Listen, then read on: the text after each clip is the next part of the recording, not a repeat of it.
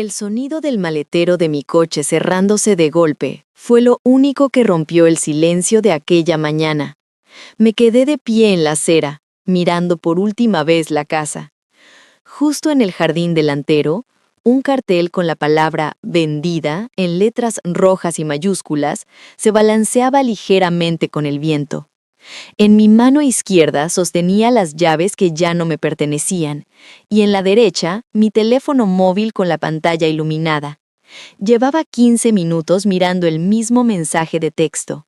Las palabras exactas de Mateo, mi marido, todavía quemaban en mis pupilas.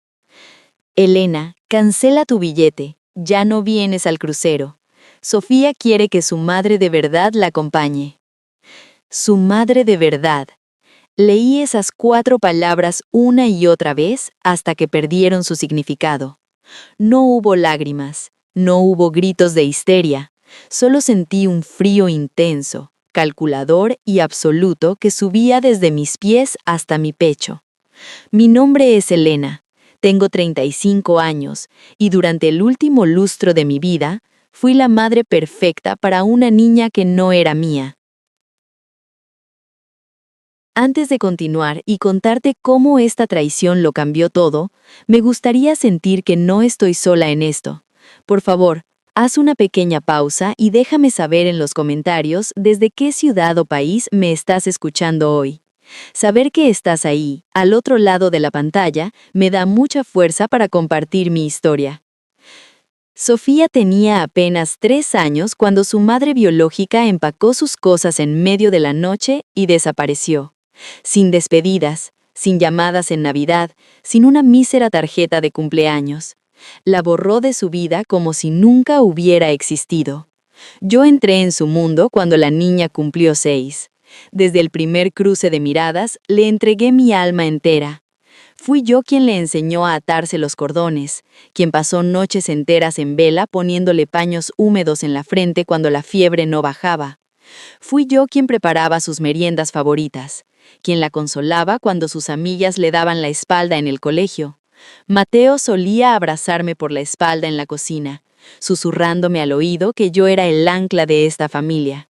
Renuncié a un ascenso en otra ciudad y rechacé ofertas de trabajo brillantes solo para no alterar la estabilidad de Sofía. Para mí, el título de madrastra era solo una etiqueta técnica.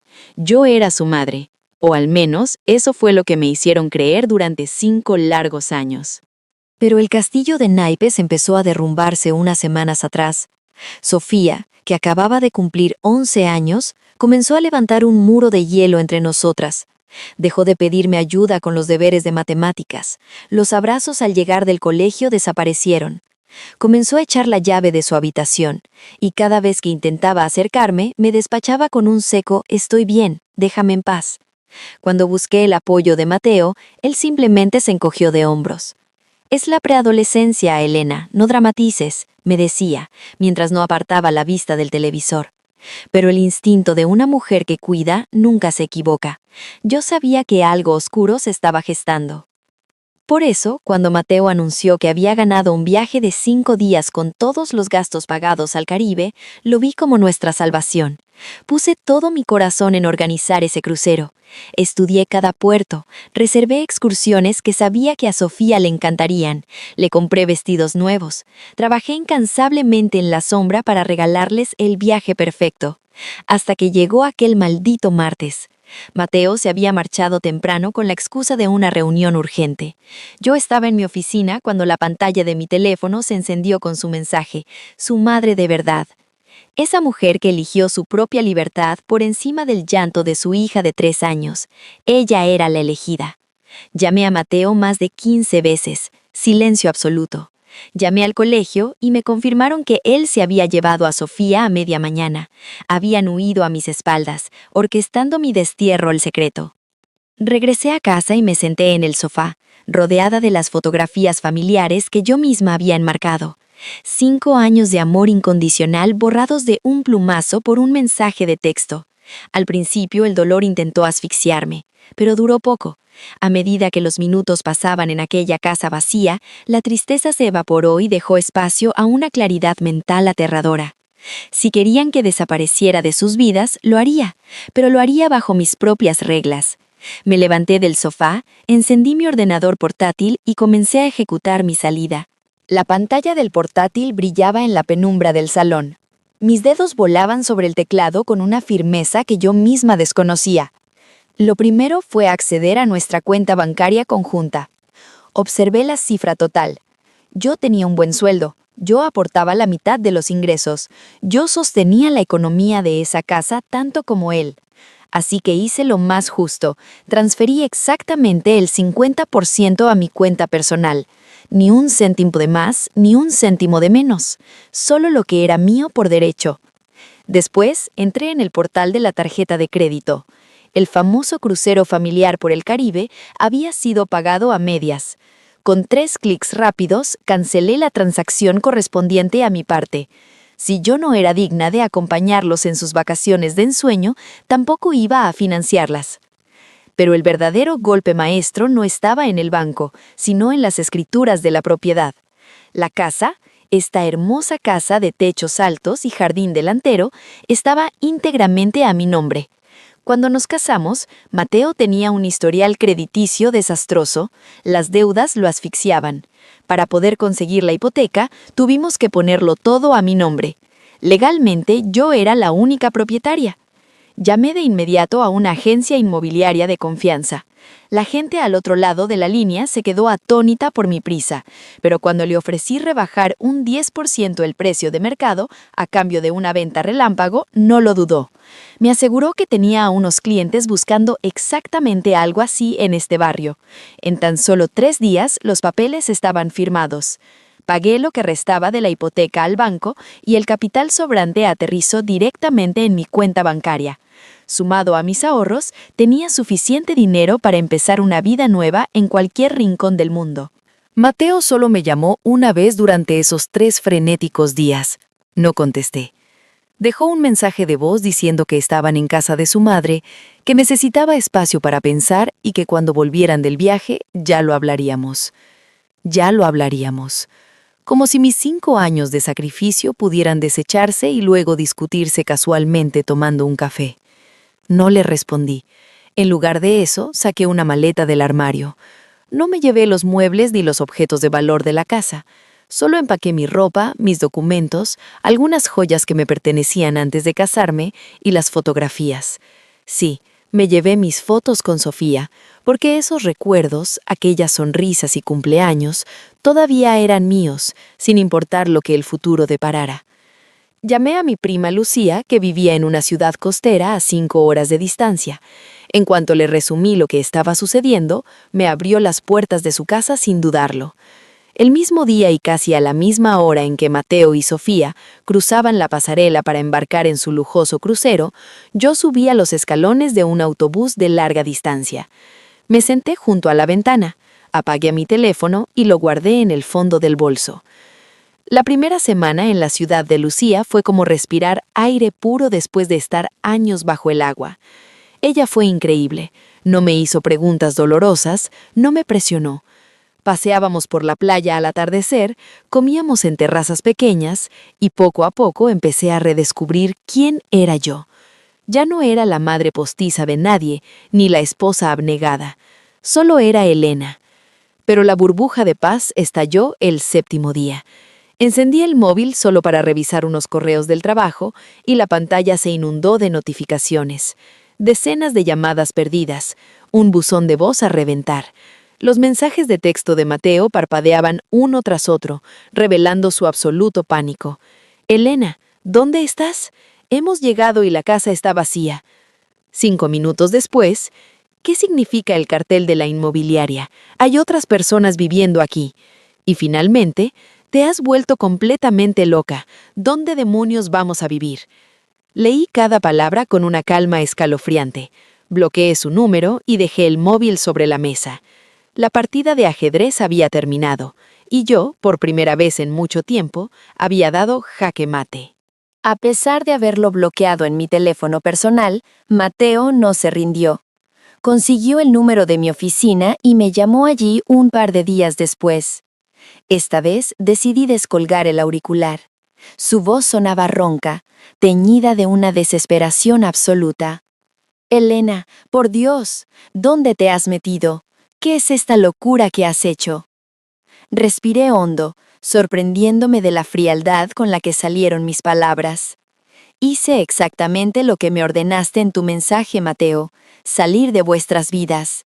Él tartamudeó al otro lado de la línea.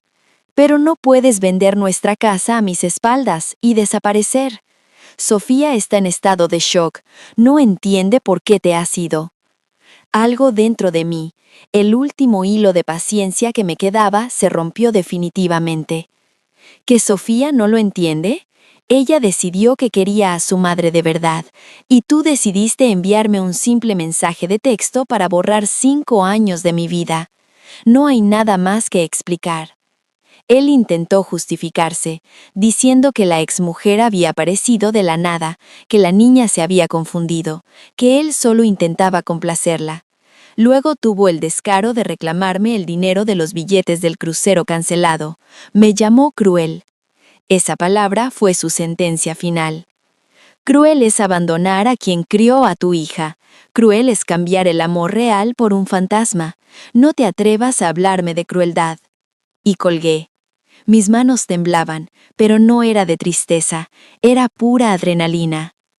Un mes después recibí una carta certificada.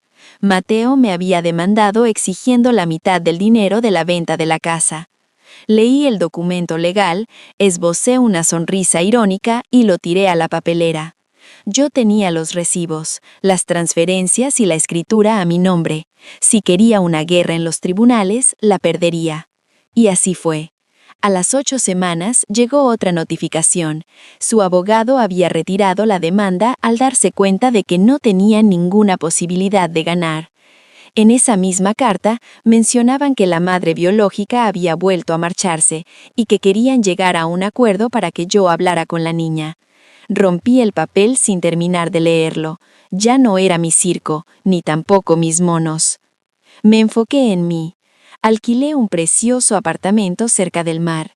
Comencé a ir a terapia para sanar el abandono. Me apunté a clases de cerámica, algo que siempre quise hacer, pero para lo que nunca tuve tiempo.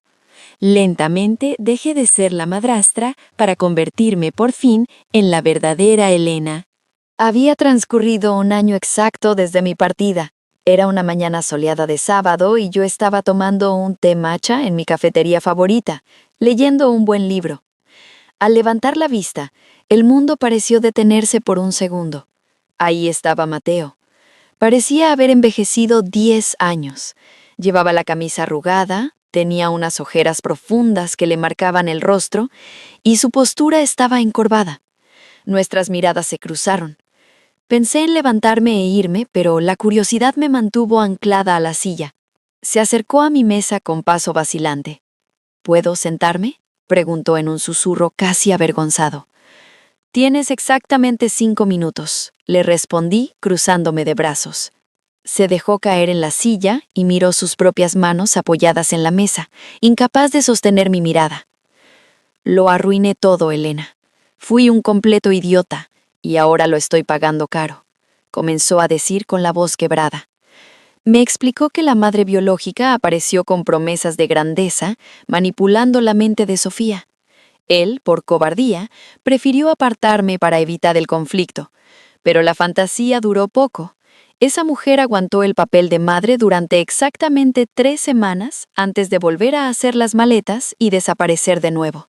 Dijo que se había equivocado, que no estaba preparada para criar a una niña, y nos dejó tirados, confesó Mateo. Sofía está destrozada, dijo, y vi como una lágrima traicionera resbalaba por su mejilla. Llora por ti todas las noches. Pregunta cuándo vas a volver a casa. Te ruego que me perdones. Fui un ciego al tirar a la basura a la mujer que realmente fue una madre para ella. Escuchar que la niña estaba sufriendo fue como recibir una puñalada en el estómago, no voy a mentir. Pero el dolor no era suficiente para cegar mi razón. Lo miré fijamente. No sentía ira, ni rencor, ni amor. Solo sentía lástima por el desastre que él mismo había provocado. Acepto tus disculpas, Mateo. dije en un tono suave pero firme. Pero eso no cambia nada. Pasé un año entero reconstruyendo los cimientos de mi vida, curando las heridas que ustedes me causaron. Me levanté despacio, recogiendo mi bolso y mi libro. No voy a volver a aquella jaula, no por ti, no por Sofía, no por nadie. Tuvisteis mi mejor versión y la despreciasteis. Él asintió lentamente, asumiendo su derrota. Dejé un billete sobre la mesa para pagar mi cuenta, le di la espalda y salí de la cafetería hacia la luz del sol. Y esta vez no miré hacia atrás. Medio año después de aquel amargo café con Mateo, mi vida había tomado un rumbo que jamás me habría atrevido a soñar. La agencia de diseño para la que trabajaba reconoció mi esfuerzo y me ofreció un ascenso como directora creativa digital. Era exactamente el tipo de oportunidad dorada que había dejado escapar años atrás por mantener la rutina escolar de Sofía. Esta vez no lo dudé ni un segundo. Dije que sí. El nuevo cargo exigía viajar con frecuencia para reunirme con clientes importantes. Fue precisamente en uno de esos viajes, en el elegante vestíbulo de un hotel en Madrid, donde el destino cruzó mi camino con el de Alejandro. Alejandro era arquitecto, 40 años, divorciado y sin hijos. Lo nuestro no fue un flachazo de película, ni amor a primera vista. Fue algo infinitamente superior. Fue una conexión real. Pasamos horas charlando en los sofás del hotel, desnudando nuestras almas, compartiendo nuestros fracasos y cicatrices sin máscaras ni pretensiones. Cuando me preguntó si tenía hijos, sentí un nudo en la garganta. Tragué saliva y le conté toda la verdad, absolutamente toda. Me preparé para ver lástima en sus ojos o, peor aún, incomodidad, pero lo único que encontré en su mirada fue un profundo y sincero respeto. A partir de ahí, Alejandro se convirtió en mi refugio. Me buscaba cada vez que coincidíamos en la misma ciudad. Cenábamos juntos, paseábamos por parques interminables. Él nunca presionaba, nunca daba nada por sentado. Siempre me preguntaba antes de dar un paso. Esa sutil diferencia, ese respeto sagrado por mi espacio y mis tiempos, actuó como un bálsamo en mi corazón. Me di cuenta de que podía volver a confiar, que podía entregarme de nuevo a alguien sin tener que perderme a mí misma en el proceso. Pero justo cuando creía que mi armadura era impenetrable, el pasado volvió a golpearme donde más dolía. Era una tarde cualquiera de martes. Estaba empujando el carrito en el pasillo de los cereales del supermercado local. Y entonces la vi. Era Sofía. Había pegado un estirón enorme. Casi no la reconozco. Pero esos ojos tristes, los mismos ojos que yo había visto crecer, eran inconfundibles. Llevaba el pelo descuidado y caminaba junto a una mujer que identifiqué al instante. Carmen, la hermana mayor de Mateo. Mi primer instinto, puro y primario, fue esconderme detrás de las estanterías y huir. Pero mis pies se quedaron clavados al suelo como si pesaran una tonelada. Sofía giró la cabeza y me vio. Sus ojos se abrieron de par en par. La bolsa de patatas que llevaba en las manos cayó al suelo esparciendo su contenido. El tiempo se congeló durante 3 interminables segundos. De repente, echó a correr hacia mí. Carmen gritó su nombre, confundida, pero la niña no se detuvo. El impacto de su pequeño cuerpo contra el mío casi me derriba. Envolvió mi cintura con sus brazos como si le fuera la vida en ello, y estalló en un llanto desgarrador. «Elena, te echo muchísimo de menos. Por favor no te vayas otra vez». Sus palabras destrozaron de un plumazo todas las defensas que había construido. Me arrodillé a su altura. Tenía brackets en los dientes y olía diferente. Ya no era mi niña pequeña. Yo me había perdido su transformación. Carmen llegó corriendo, tirando del brazo de la niña con brusquedad. Me miró de arriba a abajo y con un tono cargado de veneno me informó de que Mateo trabajaba ahora en 2 sitios distintos y que la vida de Sofía era un infierno desde que yo los abandoné. El tono acusatorio de su tía me hizo reaccionar. Intenté soltar suavemente las manos de Sofía, susurrándole que tenía que irme, pero ella se aferró con más fuerza, gritando desesperada. La gente nos miraba, algunos con lástima, otros juzgándome en silencio. Carmen tuvo que arrancar literalmente a la niña de mis brazos. Dejé el carrito abandonado en medio del pasillo y salí corriendo hacia el aparcamiento. Me encerré en mi coche y me derrumbé sobre el volante. Lloré hasta quedarme sin aire. La culpa, la rabia, el dolor de madre, todo explotó al mismo tiempo. Alejandro me llamó esa misma noche. Solo necesitó escuchar mi respiración para saber que me había roto en 1000 pedazos. Le conté la escena entre sollozos, esperando que me dijera lo que todos pensarían, que debía volver y rescatar a esa niña. Pero Alejandro no lo hizo. Hizo una pausa y me preguntó, con una dulzura infinita: «Elena, ¿y qué es lo que necesitas tú? No lo que debes hacer, sino lo que quieres hacer». Esa simple pregunta me hizo llorar aún más. Una mitad de mi alma quería volar hacia Sofía y ser su madre otra vez. Pero la otra mitad, la mujer que se había curado a base de lágrimas y soledad, sabía que regresar significaba cavar mi propia tumba emocional. Apenas habían pasado 48 horas desde el incidente en el supermercado cuando la recepcionista de mi agencia me llamó por el interfono. Su voz sonaba nerviosa. Me dijo que había un hombre en el vestíbulo exigiendo verme, negándose a marcharse. Bajé en el ascensor con el corazón latiendo a 1000 por hora, y allí estaba él. Mateo se veía peor que la última vez. Había perdido más peso, su ropa colgaba de sus hombros como si fuera un espantapájaros, y sus ojos estaban inyectados en sangre. Me hizo un gesto implorante para que saliéramos a la calle. «Carmen me lo ha contado todo», empezó a decir sin siquiera saludarme. «Sofía no ha dejado de llorar desde que te vio. No duerme, apenas prueba bocado. Elena, te lo ruego, solo necesito que hables con ella, una sola vez, para darle un cierre a todo esto». La palabra resonó en mi cabeza. ¿Cierre? «Mateo, yo no soy quien necesita un cierre», repliqué sintiendo cómo la indignación me subía por la garganta. «Ustedes me extirparon de mi vida como si fuera un tumor. Yo ya he seguido adelante». Él se pasó las manos temblorosas por la cara. «Lo sé, fue el error más catastrófico de mi existencia, pero Sofía es solo una niña. Pidió conocer a su madre biológica porque creyó que era lo que debía hacer, y yo fui un cobarde redomado por no saber frenarlo. Le sugerí que la llevara a terapia, que un profesional la ayudara a procesar el trauma. No me pidas que vuelva a abrir una puerta que me ha costado tanta sangre y lágrimas cerrar. Yo también tengo derecho a mi propia paz mental». «No te pido que vuelvas a casa», suplicó, casi de rodillas. «Solo media hora, en el lugar que tú elijas, a la hora que tú dictes, solo para que ella pueda vaciar su pecho y tú puedas decirle lo que necesites». Cada fibra de mi cuerpo, mi instinto de supervivencia, me gritaba que dijera que no, pero la imagen de aquella niña temblando entre los pasillos de cereales me perseguía. Aquella niña a la que le había enseñado a leer, a la que muy a mi pesar aún amaba profundamente. «Una sola vez», sentencié finalmente, «en un lugar público. Y después de esto, Mateo, exijo que respetes mi vida.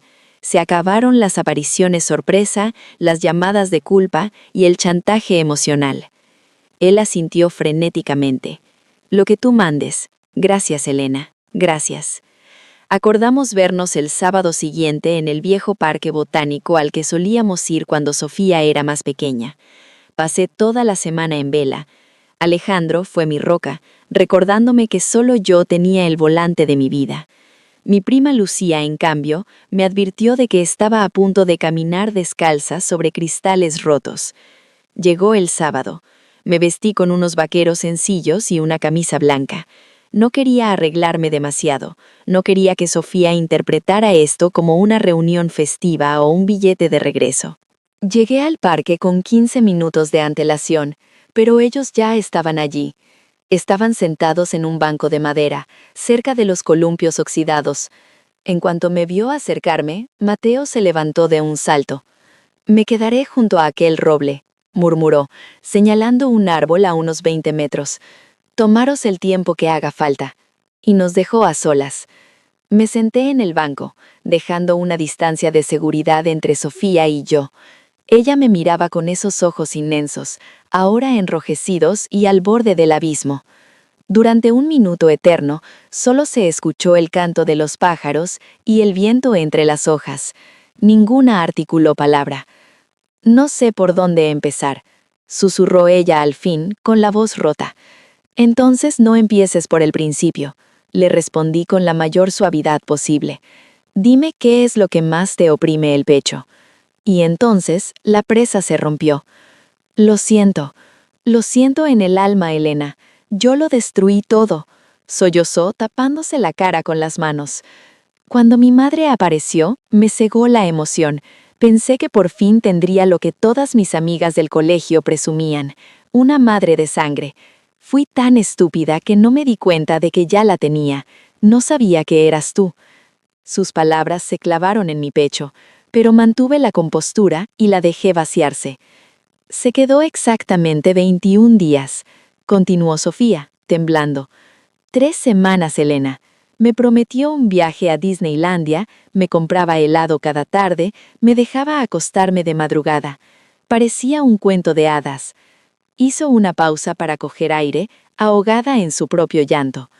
Pero de repente se aburrió. Empezó a cancelar los planes. Un día dijo que salía un par de horas y no regresó hasta el amanecer. Papá discutió a gritos con ella, y a la mañana siguiente, su habitación estaba vacía. Solo dejó una nota diciendo que no estaba hecha para ser madre. Las lágrimas de Sofía empapaban su camiseta. Le tendí un pañuelo de papel que saqué de mi bolso. Al ver su rostro desfigurado por la agonía, vi el trauma incalculable de una niña abandonada 2 veces por la misma mujer. Quería protegerla, quería matar a los dragones que la atormentaban, pero sabía que esa batalla ya no me correspondía. «Pienso cada noche en ti, Elena», añadió, apenas audible.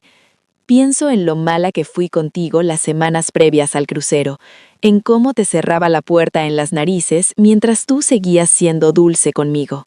Cambié un amor real por un espejismo». Me quedé en silencio, asimilando su confesión. Mi corazón de madre me pedía a gritos abrazarla y decirle que podíamos empezar de cero. Pero la mujer herida que habitaba en mí, la que había tenido que recoger sus propios pedazos del suelo, sabía que eso sería una traición a mí misma. Respiré hondo, buscando el tono más sereno que pude encontrar. «Sofía, escúchame bien porque estas palabras son importantes. Lo que pasó no fue enteramente tu culpa. Eres una niña, y es biológicamente natural que quisieras conocer a la mujer que te dio la vida». Hice una pausa, mirándola a los ojos. «Pero la forma en la que tú y tu padre lo gestionaron, eso me destrozó de una manera que no puedo simplemente barrer bajo la alfombra. Me hicieron sentir que mis 5 años de desvelos y amor incondicional no valían nada. Me hicieron sentir que yo era un simple mueble desechable cuando encontraron algo mejor». Sofía lloró con más fuerza. «¿Entonces nunca vas a perdonarme? ¿Nunca volverás a ser mi mamá?». La desesperación en su voz era desgarradora. Me acerqué unos centímetros y le puse la mano suavemente en el hombro. «Perdonarte y volver a tu vida son 2 universos completamente distintos, cariño. Claro que te perdono. Fuiste manipulada por las promesas vacías de alguien que no supo estar a la altura». Retiré mi mano lentamente. «Pero volver a esa casa, volver a ser tu madre, eso no va a ocurrir. He construido un nuevo refugio para mí, una vida donde se me valora, donde no tengo que vivir con el terror de ser descartada en cualquier momento, y no voy a sacrificar esa paz, ni siquiera por ti». «Pero extraño todo de ti», suplicó ella. «Extraño las tortitas con caras sonrientes los domingos, extraño nuestras noches de cine en el sofá. Cada vez que me pasa algo bueno, cojo el móvil para contártelo y luego recuerdo que ya no estás». Sentí un nudo de acero en la garganta, porque yo también extrañaba todo eso. «Esa etapa de nuestras vidas existió. Fue mágica y fue real», le dije, conteniendo mis propias lágrimas. «Pero ahora terminó, y está bien que haya terminado. Las cosas rotas no siempre tienen que arreglarse. Ahora, ambas tenemos la obligación de aprender de esto y seguir adelante. Tú crecerás, madurarás, y algún día, cuando seas mujer, entenderás por qué tomé esta decisión. Me levanté del banco, sabiendo que si me quedaba un minuto más, mi coraza se quebraría. Sofía se puso de pie frente a mí. ¿Puedo darte un último abrazo?, preguntó en un hilo de voz. Asentí. Se abalanzó sobre mi pecho con fuerza. La rodeé con mis brazos, permitiéndome sentir ese amor maternal puro por última y definitiva vez.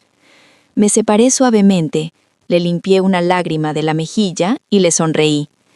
Cuídate mucho, Sofía. Sé feliz. Es lo único que siempre he querido para ti. Me di la vuelta y caminé por el sendero del parque. Y tal como prometí, no miré hacia atrás. Hoy, han pasado más de 2 años desde que el huracán arrasó con mi antigua vida. A veces todavía pienso en Sofía, pero he entendido que no puedo salvar a alguien que no me eligió como su salvavidas. Lo que Mateo y su hija me hicieron, me enseñaron la lección más sublime de mi existencia. Nunca pongas a nadie en un pedestal tan alto que tengas que rebajarte y humillarte para poder alcanzarlo. Nunca ames a nadie por encima de tu propia dignidad.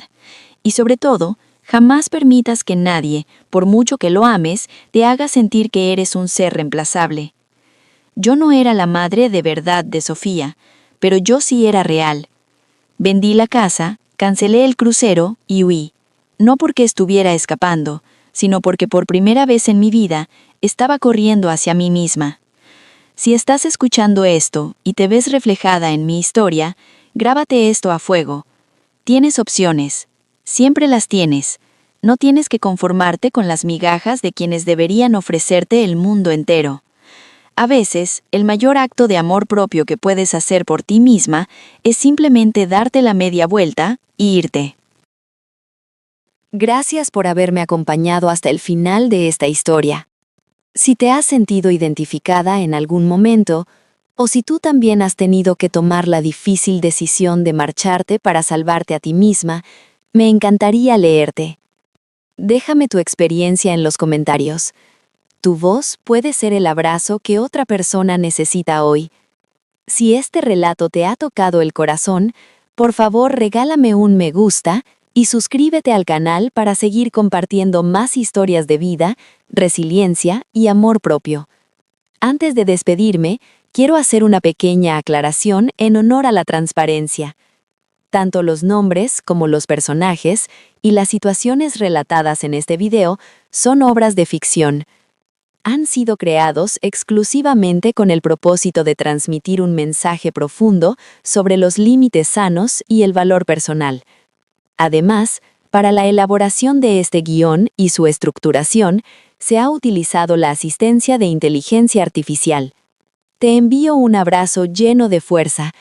Recuerda siempre elegirte a ti misma. Hasta la próxima.